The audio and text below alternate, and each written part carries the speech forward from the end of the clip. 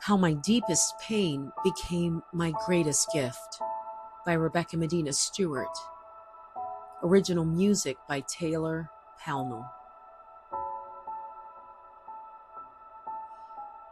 When I go back to the night of my 1992 sexual assault, I often think about the long and quiet ride back to my college freshman apartment. I can still see the fluorescent glare of the streetlights above as my attacker drove me to my freedom. What still moves my spirit more than 30 years later is the utter disbelief and numbing confusion I felt that night.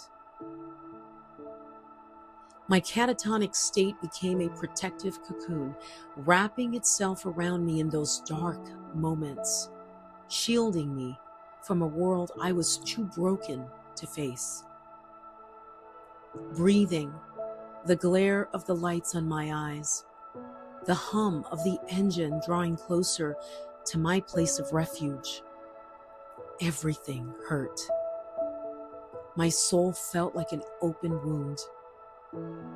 So how is it that this deeply painful event in my life and the nearly 2 decades of brokenness that followed could become my greatest gift?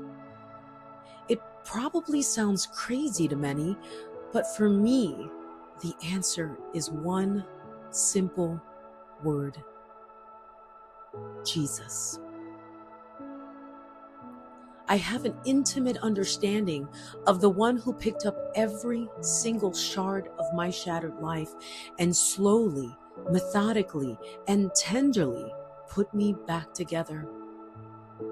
To be clear, when Jesus did this, he did not recreate the woman I was. He formed me into a different woman, far from perfect still, but better than who I was when I stepped onto my college campus for the very first time. Healing from something so devastating is never linear, nor is it immediate. In my case, it likely took much longer because of the ways I chose to cope. Work it away, drink it away, ignore it away. Those years only compounded my shame, the feelings of failure, the sadness and the pain. Oh, the pain. There were days, friends, that I could feel that pain down to my bones. Despair would settle over me, sending me into hiding for days at a time. I became surprisingly skilled at resurfacing just long enough to appear functional before retreating into isolation once again. Dysfunction became my normal.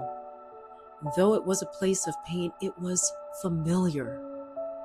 In a strange way, it was the only place where I didn't have to pretend. As long as I could make it work and put the mask back on for my friends and colleagues, I was surviving. And in my world, that was a win. Only I was slowly dying. My life was slowly losing its color and fading into shades of gray. Then I met him. It was a long and winding road to Jesus, and it would be years before I would begin to feel healed. But stepping into a church eventually led me to the seemingly impossible road to recovery. A family who refused to give up on me and a praying mother who relentlessly went to battle for me kept me under God's gracious pursuit. But boy, was I stubborn. And I would wrestle with my Father for many years before fully surrendering my life to him. I often talk about the woman with the issue of blood. There are so many aspects of that woman's story that speak to my heart. Years of suffering, a longing to be clean, her courage to brave a condemning crowd, Jesus restoring her to a place of acceptance, love, and honor by calling her his daughter. When she heard about Jesus, she came up behind him in the crowd and touched his cloak, because she thought, "If I just touch his clothes, I will be healed." Immediately her bleeding stopped and she felt her body freed from her suffering. Then the woman, knowing what had happened to her, came and fell at his feet and, trembling with fear, told Jesus the whole truth. He said to her, "Daughter, your faith has healed you. Go in peace and be freed from your suffering." Mark 5:25-34. I am the woman with the issue of blood, and my Redeemer has made me whole and called me his beloved daughter. His presence over the years has been like an ointment to an infection, soothing and restoring. God has redeemed what the enemy intended for destruction, and he has filled my life with an abundance of love, blessing, and purpose. Beloved, Jesus is the gift. When I found him, I found healing, delivery, and peace. Nothing in my life is perfect.